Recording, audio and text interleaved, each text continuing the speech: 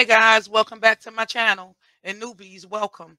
This video is a very disturbing one, guys, and a huge trigger warning for some, so please watch at your own discretion. This piece of scum of the earth you see on your screen is 38-year-old ernestlacour, who cared so little for female human life that he knowingly gave 3 women HIV, allegedly. And it's really not allegedly because he's been convicted of it. But you know, with YouTube guidelines.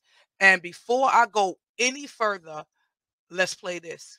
We may allow the kinds of violent or graphic content noted above in some cases in educational, documentary, scientific, or artistic content.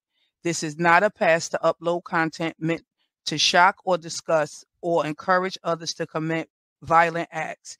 And we do not make these exceptions for certain kinds of content, like footage of violent physical, sexual assault. For educational content containing the kinds of violent or graphic content noted above. This context must appear in the images or audio of the video itself. Providing it in the title or description is insufficient. 3 women, HIV. One of the victims spoke with Fox 25's Sarah Smith. She joins us now live from the police department with this story tonight. Sarah. Wendy, the woman did not want us to show her face or use her name, but she's speaking out to help others. Ernestlacour is charged with 3 counts of knowingly engaging in conduct to transfer HIV.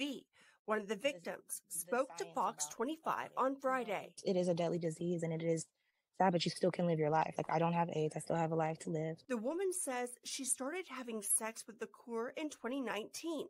She says she got sick and went to the doctor. I would just faint and pass out. I would get lightheaded. I would get so sick to my stomach. I'd have these episodes and I would throw up for weeks. Her lab results were life-changing. It's hard. Like, mentally, I'm crying and everything, and how to cope with this. And there's a whole program and what tell me about it and the medications and the treatment and everything. Documents say OKC police got involved because evidence shows LaCour knew he was HIV positive during sexual contact. Records show there are at least 2 other victims. I'm here to tell my story, and I'm strong. Like, I can do this, and I have support. The woman we talked to says there could be others. I just want to tell everyone that they need to get tested and they need to be careful. And you just never know. You never know who someone really is. If you have had contact with LaCour, reach out to police or the local health department. Live in Oklahoma City, Sarah Smith, Fox 25 News. Man, my heart goes out to her and the other women, because as a woman myself and having children, I feel like we've all put ourselves in that situation, especially if you have kids. You've played Russian roulette with your health, unless the dude was a virgin. And even then you can't be sure, because some of them are born with it and don't say a word. But to knowingly give that horrible disease to someone is the most disgusting, heartless thing to do to a person. And my heart just, it goes out to her and those other women. I'm glad that she has a support system to help her get through this. Speaking of the disgusting, heartless piece of shit, here's on your screen is another one, a disgusting piece of shit, a DJ out of Florence, South Carolina, some kind of big shot, who, as you can see, was pretty well known in Hollywood, in the Hollywood world. He's in jail now for human trafficking. Not only that, but allegedly he decided to give over 700 women HIV.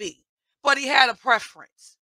And take a wild guess what that preference was. If you've guessed Black women, then you're correct. He knowingly targeted Black women and young girls, knowing his health status. Jason Pope is a Florence DJ at the center of a human trafficking case. Well, now WMBF News taking a closer look at just who Pope is. We asked the Florence County Sheriff's Office for any reports that he was involved in. WMBF investigative reporter Samantha Coomer has a look at what her investigation has now revealed. Tell us more, Sam. Yeah, Eric, I looked at Pope's interactions with law enforcement dating as far back as December 2011. Now, on December 4th of 2011, a Florence County Sheriff's Office report shows a 13-year-old says she had sex with Pope and then later found out he had AIDS. The minor told the sheriff's office she was introduced to Pope by her friend, and then he gave her marijuana and money so she would have sex with him. 6 years later, on December 13th of 2017, another report saying a juvenile threatened to commit suicide, alleging Pope was paying her for sex and blackmailing her to perform sexual acts when she didn't want to. And more recently, deputies were called in May of 2018 after a woman told the sheriff's office her 15-year-old was talking with Pope via Snapchat and Facebook. Deputies were then told by a relative of Pope that he pays young women for sex and then posts about it on social media. Now, these aren't the only reports we found. We have details about all of the reports right now on WMBFnews.com. Just click on the Investigates tab. Live in the studio, Samantha Coomer, WMBF News. Man, so fucking sad, man. That's sick as hell. And his Instagram page is someone is running it. They're posting his letters from jail. I'm not gonna read his letters, but I hope he just die a horrible death and more pain than anyone could imagine. He is a sick fuck. With that being said, guys, I'm going to end it here. Drop down in the comment box. Let's talk.